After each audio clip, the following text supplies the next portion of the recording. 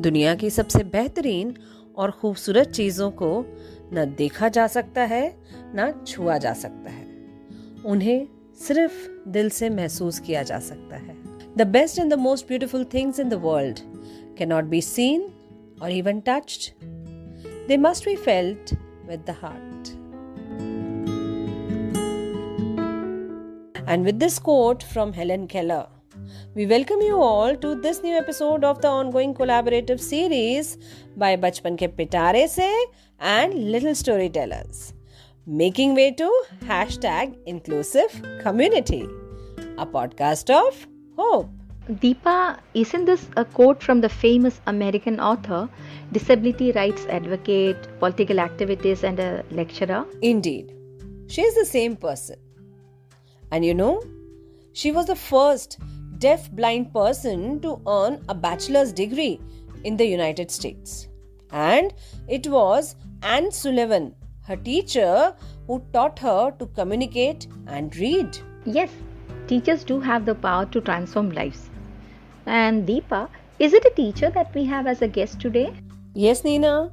In today's episode, we have a counseling psychologist, remedial teacher, art therapist, and a storyteller, Mrs. Sudha Ramaniji, as our guest. She is currently running her own center where she is using an eclectic approach while taking counseling as well as remedial sessions.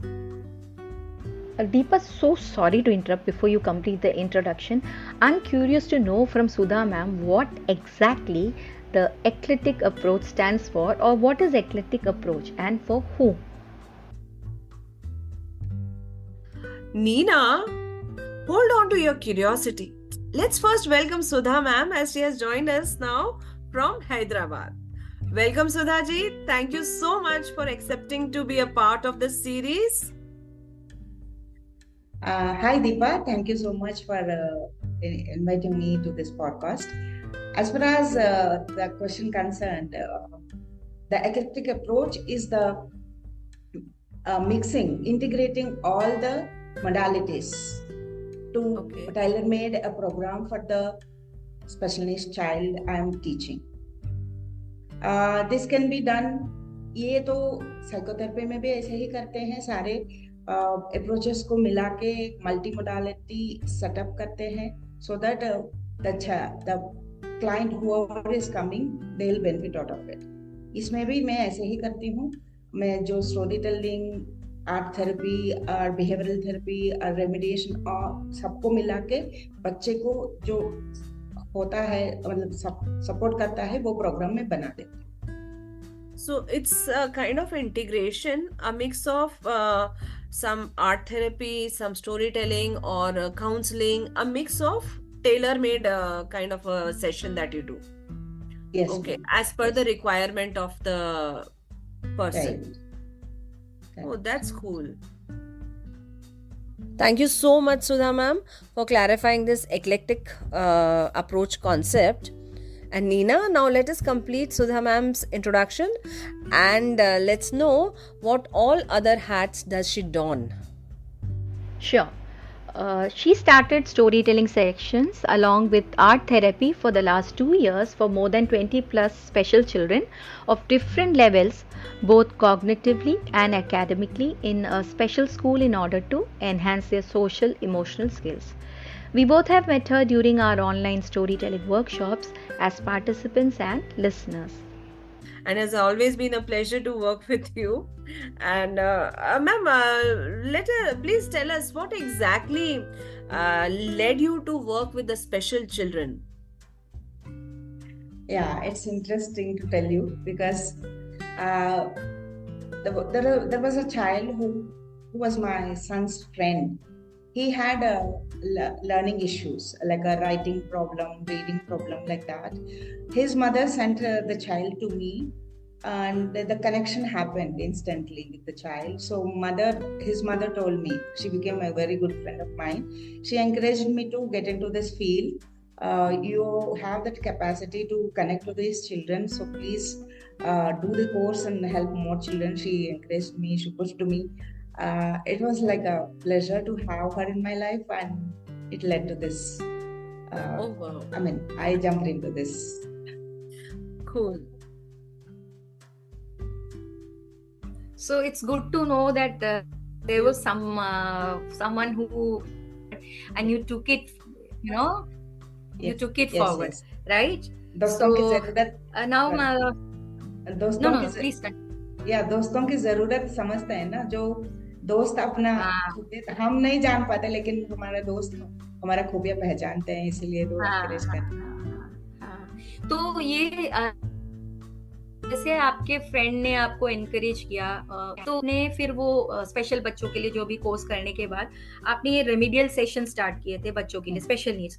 तो अगला सवाल, my next question is, ये remedial session का मतलब what do you mean by remedial sessions, and is there anything particular you focus on in these sessions? मतलब ये ऐसे remedial sessions में कुछ ऐसी खास बात है जो आप In these remedial sessions, I do informal assessment to know where is the problem. Means is it a reading problem, writing problem, or spelling problem? Remedial sessions are mainly to teach these reading and writing skills or spelling issues if they have.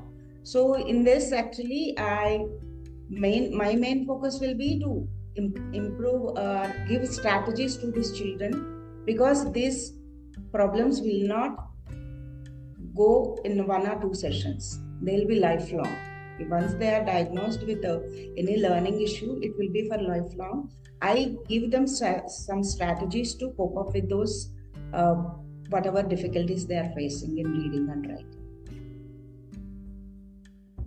Is basically to understand where they what kind of help they need, बच्चों को किस तरह से, and you work on that, help them do that. Is like in schools, when a child is weak in some subjects, there are remedial classes where the teacher is giving extra care to the particular children, the set of children who need support for a certain subject. The same way you work on their what you call their learning level. Accordingly you assess them and help them in doing it, right? Yeah. My main focus will be on language enhancing, like English language, which can help these children to apply the strategies I teach in English language. They can apply in science and social whenever they are reading or writing those subjects as well. Okay. So while doing remedial sessions, have you ever come across any child, because for so long you have been doing this, have you ever come across any child who has grasped it soon, and then later what do you call, the remedial was not needed for him, he could be along with the normal classes? Yes. Can you tell us about it? Yes, sure. Actually, these days many of the children are having knowledge gaps because of the exposure they have.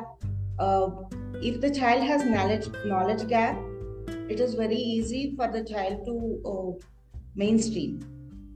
Okay. I mean, for us it is easy to mainstream the child. There is a quick leap in his performance after attending the remedial sessions.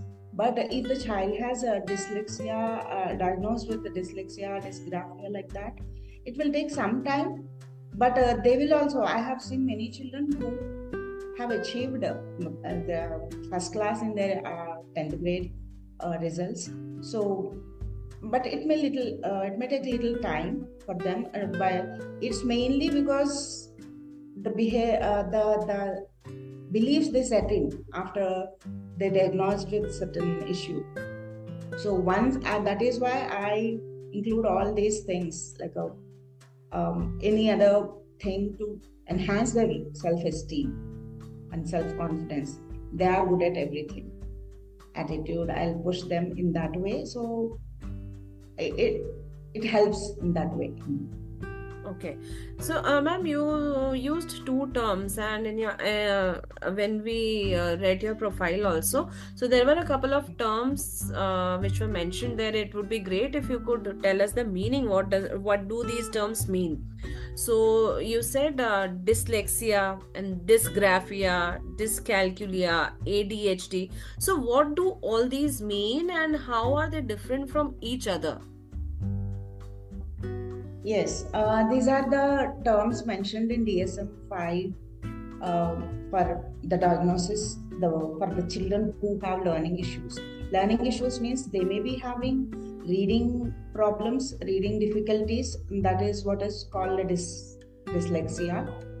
Dysgraphia means graphia itself indicates that it is about writing. If the child is having a difficulty in writing, then it is called a dysgraphia. And in dysgraphia, there is the child faces a problem for putting his or her thoughts in writing. That is also comes under dysgraphia only.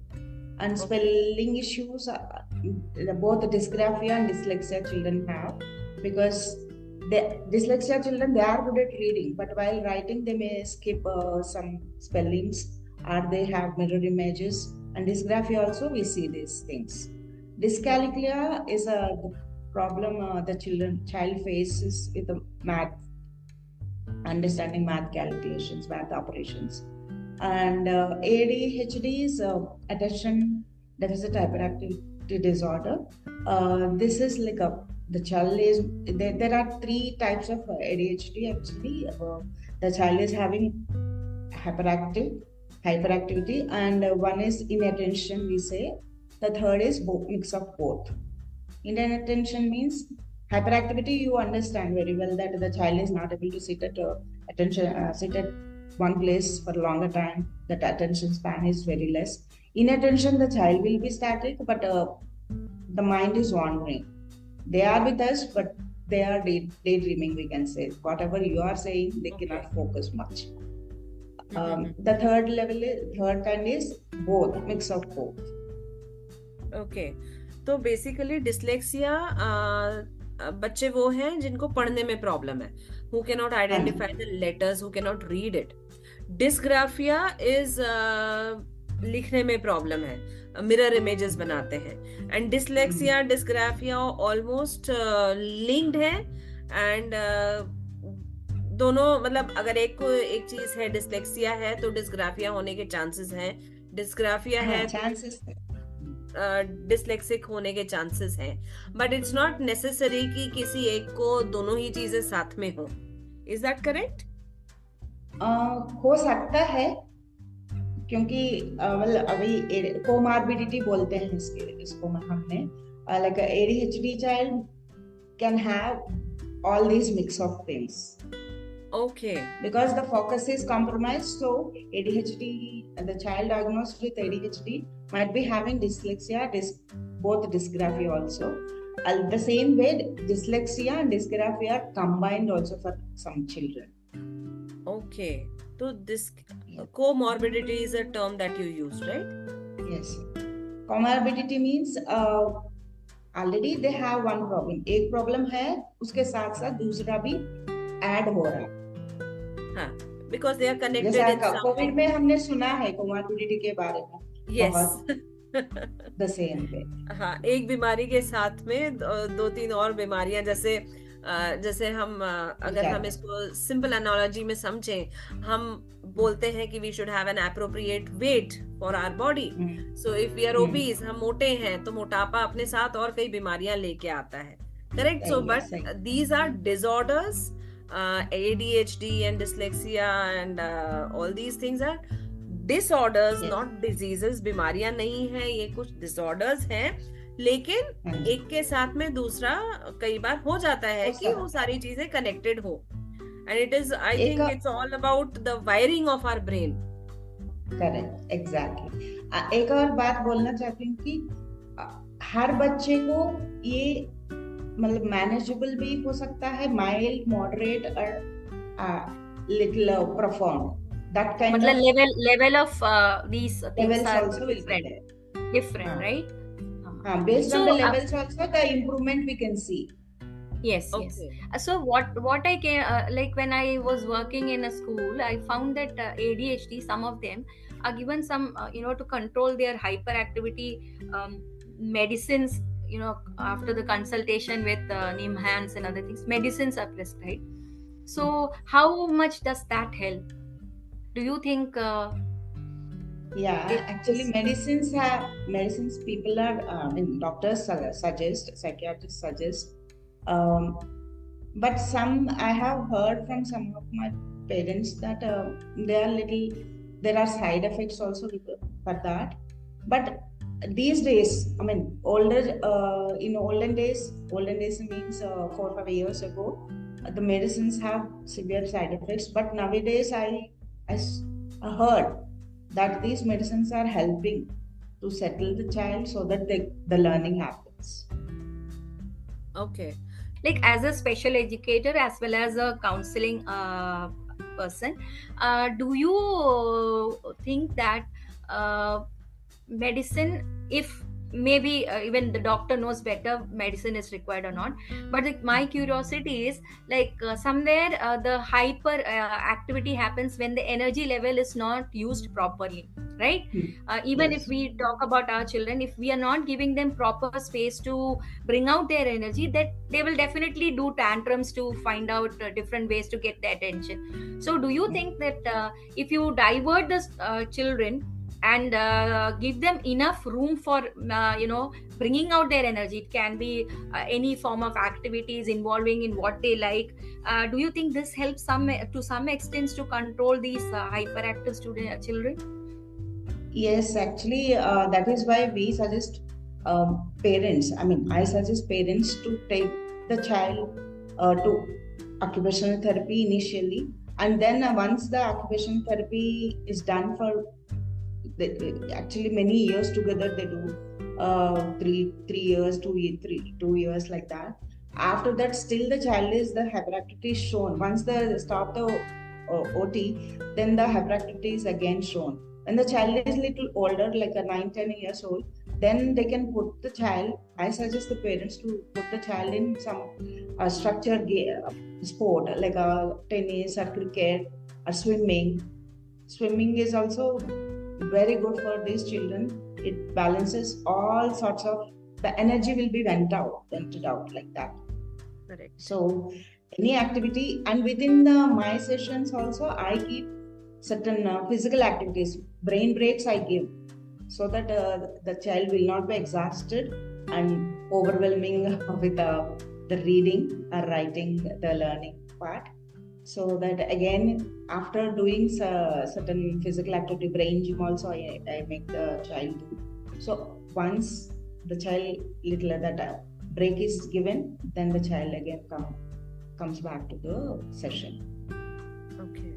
So what I wanted to ask or add on to that point was when you mentioned about medicines, is like it's all about subjective, each parent approaching find out solution for themselves, and medicines का आपने सिर्फ सुना है, it's not your first hand experience. This is what you were trying to say, right? Suna in the sense from the parents only, because Correct. I heard from parents that some parents are very they believe in medication as well, because they saw the results in the child's behavior and performance. So, and during our training also, I have attended some sessions, workshops. In that also they mentioned that when the child, ADHD is for lifelong. Okay. So whenever the student or whoever is the person, even an adult ADHD I'm saying, if they have any presentation to do or any exam to attend, then before that also they can use these medications, so that they calm down and focus on what they have to do or they have to present. So Okay. it depends on, as you said, it depends on person to person how they perceive that experience after giving medication, how the child is responding, what problems he's facing. All these things made the parents think like that, I thought. Okay. So that's a good input. Ma'am, now we are clear with what is ADHD, dyslexia, dyscalculia, dysgraphia. You also mentioned that you are a storyteller, and it's like you are doing art therapy and storytelling sessions also. So Yes. does storytelling and art therapy help in help in some way to these kids? And are these sessions for adults only, or only children, or how is it? Actually, I am in integrating both storytelling and art therapy in my sessions, as I see that these children are very creative. The children who are having learning issues, they are very creative, and whenever I give some artwork, some story is coming up from their artworks. So I thought, why not integrating this both? So it led me like this, and I'm now working in a school as a storyteller, and at the same time I'm incorporating story art therapy into it. Whenever I tell any story, like for example, if we take the story of the pigeon king and the mouse, like they were going and teamwork. It tells about the teamwork. All the pigeons who were caught up in the net, they can fly together. So teamwork, when you like that drawing they will do. Not the pigeons they do, but how they can collaborate in working with their classmates or something like that. The pictures were amazing. The inputs they gave out of that activity was eye-catching, and I continue doing that. Okay. And I do with at my please continue. No, please continue. I wanted to ask you about what exactly is art therapy, क्योंकि ये नाम ना बहुत आ रहा है, art therapy, but what exactly is art therapy? वो मैं समझना चाह रही थी अपने लिए भी और for the common perception also. Art therapy, everybody does art these days. Since post-COVID, art has come into everybody's life. Drawing, visual art. Now, visual art, just a mandala, all these things people are doing more and more. More sessions also are coming up. So I was also attracted to this word because I'm a counselor as already. So why can't I therapy? What was interesting for me to join this art therapy courses. And art therapy, we use art when the client is not able to say it verbally.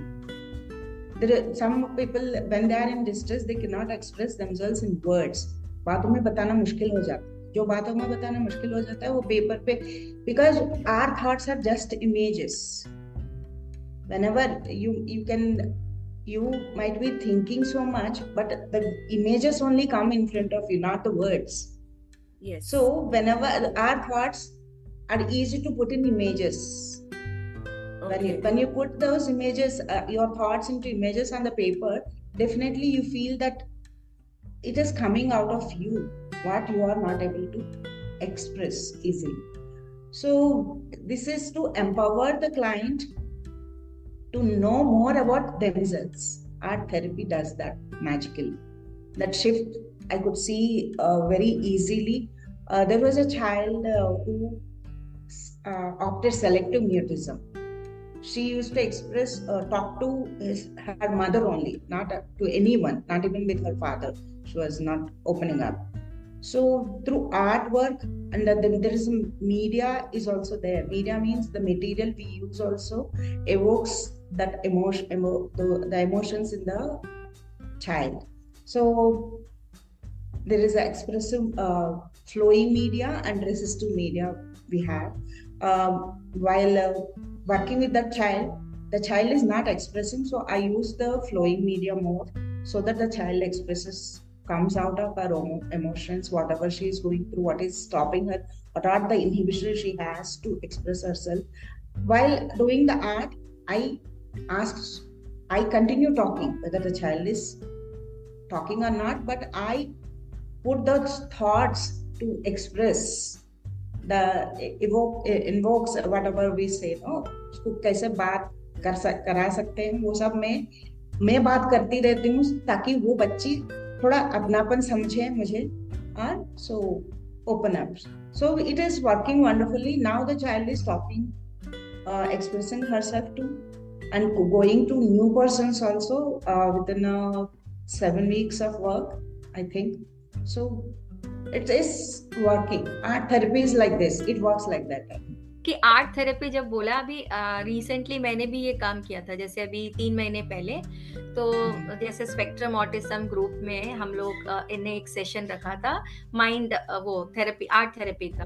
सो उसमें हमने क्या किया, या तो एक background instrument चलाया 5 मिनट के लिए, and then pen, holding the pen of उसको होल्ड किया. There is a like you teach that occupational therapy या holding वो करते हैं वैसे, and then we were told to close our eyes and उसको point at the center of the paper we kept the pen, and then as per the sound of the instrument or the music the hands were moving, the fingers were moving, and at the end after when the song gets over or the music stops, that is when you see what you have drawn actually. So you are in a state where you have closed your eyes, right, and then you have drawn, you're listening to not distracted anywhere, listening to the music, you have drawn that, and the final result is a result, whatever figure has come out is what shows a state of mind. So this is kind of a healing that you're doing through this therapy, calming down the mind,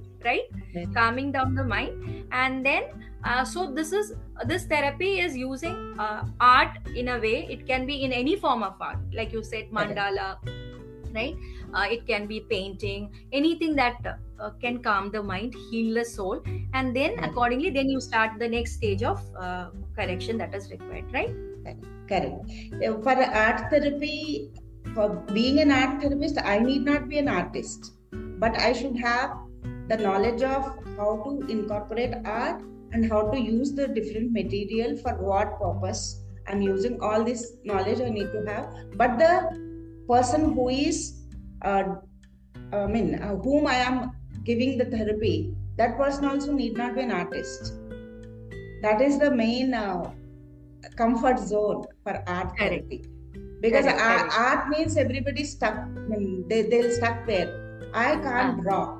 That line comes out immediately. So when we say this word, you need not be an artist. We are not focusing on the end result. We are focusing on the process, how we are enjoying this process. So it makes a lot of, it gives a lot of comfort to the person who is attending the session.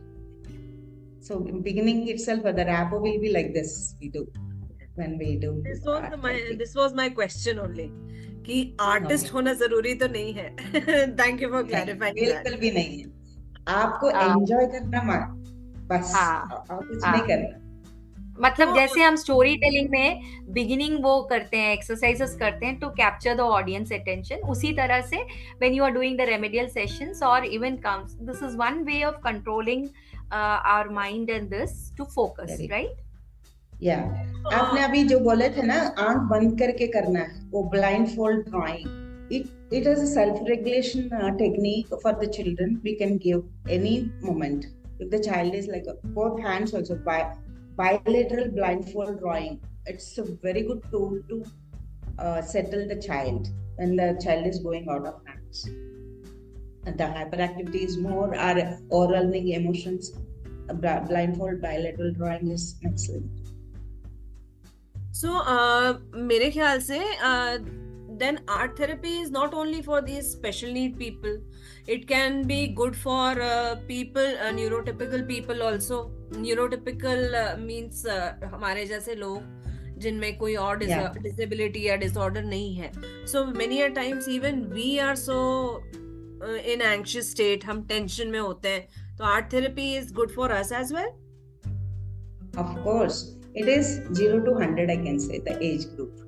And also, especially the parents who are working with these children, who are supporting these children, are caretakers, whoever are caretakers, for them also. The vicarious trauma they undergo while helping these children, are any adults also, like Alzheimer's patients, their caretakers, or anyone. If you are a specialist, a teacher, you might be going through so much. You need self-care techniques. So anyone, mothers, everybody, in corporate culture also nowadays, art therapies, they are using these they're calling people to do art therapy sessions to control the stress. So it is for everyone. This is a good point that you have brought to notice. Thank you so much for highlighting this. जिसको problem है, जिसमें disorder या disability है, वो तो सफर कर ही रहा है, but the suffering is more for the, I think, the care giver, because and specially जब हम किसी ओल्ड एज पर्सन, किसी बीमार का ध्यान रखते हैं या किसी भी चीज में अगर हम आगे होके किसी और का ध्यान रखते हैं, तो taking care takes a lot from the person who is giving that care. And for the person who is giving the care to any person, like if we take the simple analogy of a housewife, who is the one who is taking care of the entire household, she is the one who takes the brunt, she is the punching bag for each and every single thing, right? तो उसके अंदर कितना कुछ हो रहा होता है. Similarly, the person who is taking care of someone ill, some disabled person or a person with special needs, so that person needs a lot of care and attention, and the emotional stability has to be there. Very true. So is this what you are trying to say? Yes, of course. Because when you are attending a person who is having some difficulty, your journey is with that person. In the journey, the up and downs, whatever the child or person is going, you are a part of it. So definitely the exhaust or the burnout will happen.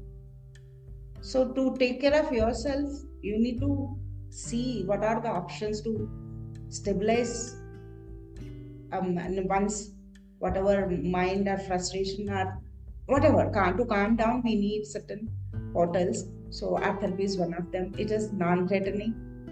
Anyone can get into this. So ma'am, do you take sessions for caregivers also and teachers also, or is it only scope is limited only to the kids with special needs? No, not at all. I'm going to different schools now. Luckily I got opportunity to spread the magical powers of art therapy to in schools. In my school where I worked for my course, there also I conducted sessions for teachers as well. And also now, as a part of spreading this knowledge, I am going to different schools to how they can incorporate art while teaching the children. One thing that I wanted to ask you, you mentioned about doing the course. I think you did the course of art therapy, right?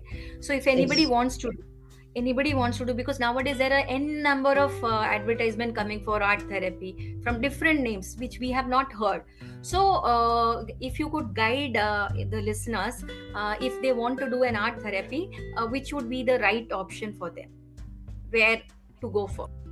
Yeah, actually I did a diploma courses from certificate to PG diploma.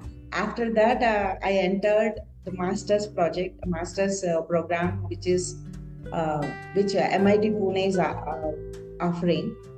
I did my master's degree from there. So what I learned in diplomas that I have attended is totally different from what I did in master's course. So having a knowledge, I got the knowledge of art therapy from these diploma courses, but how to incorporate it, how to apply it, what are the implications of different media, to which population, what kind of media or activities I can apply, all these things, knowledge I got from the master's course. So to have the art has healing power. These diploma courses are giving knowledge about the healing power, but how to apply this different populations, that knowledge I got from the master's course. So I don't discard these diploma courses because I got knowledge from those diplomas only, whatever the different institutions offered. Especially Asha the Hope is I mentored that Asha the Hope Institute also, which is based in Bangalore. But I don't deny that if you are not well equipped with the skill, please don't call yourself as art therapist, because Correct. only art therapy practitioner. If you, because in India there is no such board that you are an art therapist, art therapy practitioner. They don't, no board as such, registered board is not there, art therapy board. So still it is emerging. I suggest you can do the diploma courses, but check which population you are working with. If it is harming them or calming them, you need to understand the difference between these two. Correct. So I don't deny that diploma courses are not helpful. They are very good and helpful, but you need to have that ethical boundaries you need to set for yourself when you are working with people. That means diploma courses like what you call guideline of, like, in nurseries we learn the standing and other letters and we start with the letters. So that is what the diploma courses are helping you to do. And mastering the art therapy is something that really gives you how to work on it, which population you work, right? Yes. Basically, it's all about your own conscience while working as an art therapist or calling yourself as an art therapist. It's all about being responsible, right? Rather than fooling around and trying to make a fool of others. It's not about fooling others, it's like fooling yourself. It's just about few bucks you can make out, but then being responsible, it is what it's all about, right? Very true. It depends on your conscience, as you said. Correct. So based on your experiences and your own journey as a remedial teacher, please tell us about your center. Where is it and what all you do there? Yes, actually I have actually one small setup near my house only, where I stay. I'm taking sessions for the past 10 years since I have done my remedial course. I'm not a special educator, I want to mention here. I did not do my special ed BEd. I'm a remedial teacher only. And I have the background of psychology, so I'm able to help these children using my counseling techniques also. I'm taking sessions since the beginning, since I finished my course. And I worked in a school. Right now, I'm not working anywhere.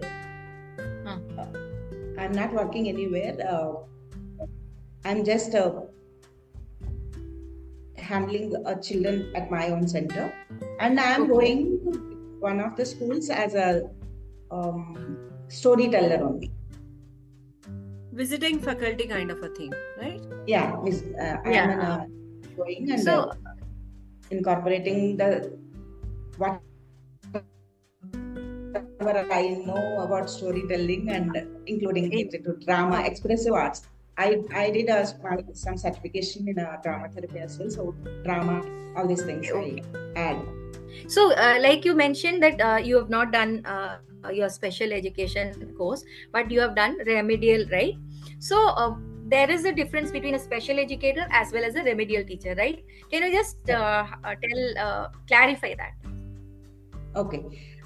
Remedial teacher is capable of handling the children with learning difficulties.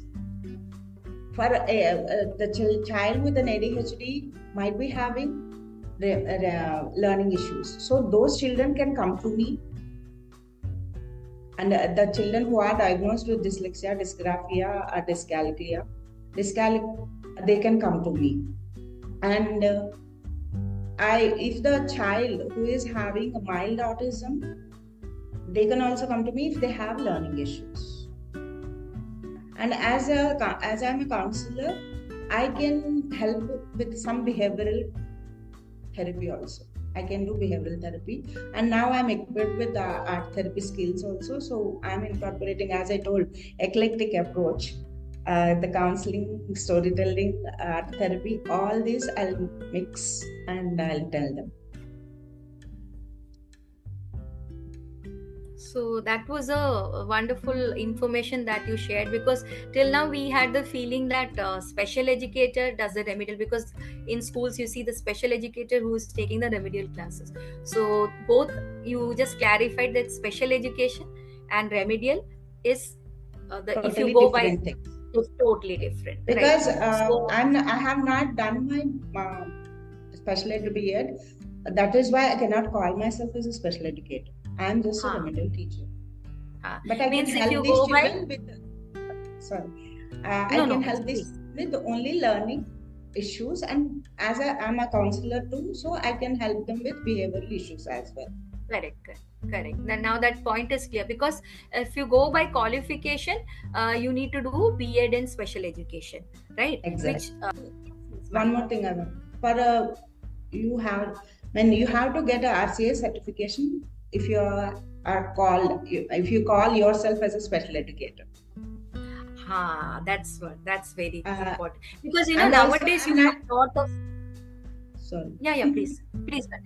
If that is why I cannot call myself as a special educator, because I don't have RCA. And also, I'm not a clinical psychologist. I'm a counseling psychologist only. I don't have RCA for that also. If you, and that is why I'm not able to do the IQ testing, intelligent quotient testing. Clinical assessments I cannot do. I can do informal assessments to find out the learning difficulties. That's. Thank you for clarifying that, ma'am. Because you talked about RCI, right? Yes. So many of them will be confused what RCI is. So can you tell? It is a Rehabilitation Council of India, which is a governing body who certifies people who can help these children. They are conducting certain courses under their. They recognize certain colleges. They recognize the certain colleges. Those colleges, whatever the courses, B.Ed courses or clinical psychology courses they are offering, they'll give certification. They'll get the RCA certification. Whoever does do those courses, they'll get the certification. Then they can do their practice. That means, throughout the conversation, what now we understood, while coming to the conclusion, what we understood is a clinical psychologist is different from a counseling psychologist, right? A clinical psychologist has an RCI approved certificate, while a counseling psychologist is one who has done the course but doesn't have the RCI certificate. Am I correct? Or exactly. Okay, because now what is it? Yes, ma'am. One more point I would like to add is clinical psychologist can counsel and as well as assess the people. But a counseling psychologist helps in counseling only. Therapy they can do, but not in assessment can't be done by the counseling psychologist can't do the analysis like clinical psychologist. So that is a difference which all of our listeners to know, because nowadays there are many people coming up that we are counseling psychologists. So there is a confusion among parents when they go look for therapies around them. They immediately go. So this thing has to be clarified. So listeners, be very careful when you select. There is a difference between clinical psychologist and counseling psychologists. Clinical psychologists can assess your child or yourself, whatever the assessment is need based on a clinical thing.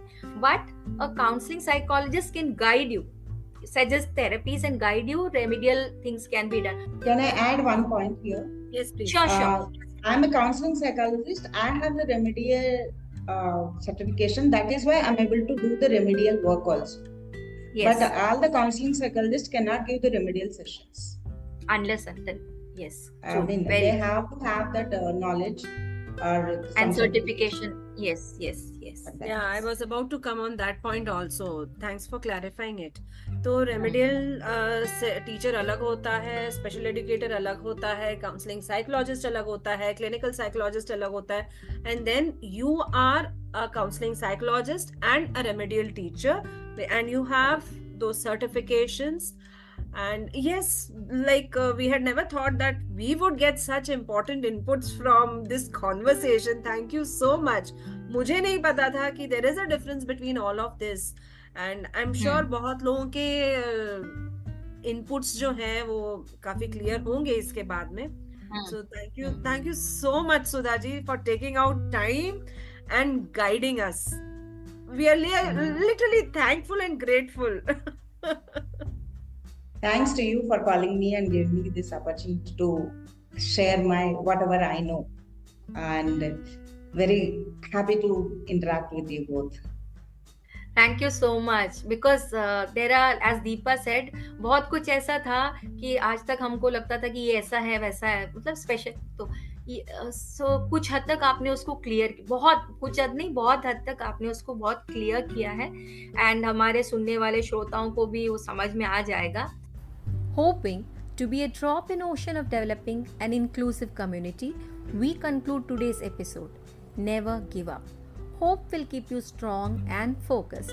Don't forget to comment and give your feedback to us on the given email or the description given below the episode. We will be back in another episode with another guest with new insights. One can connect with Sudha Ramani through her email ID.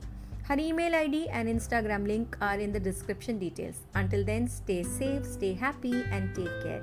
Thank you. Have a nice day.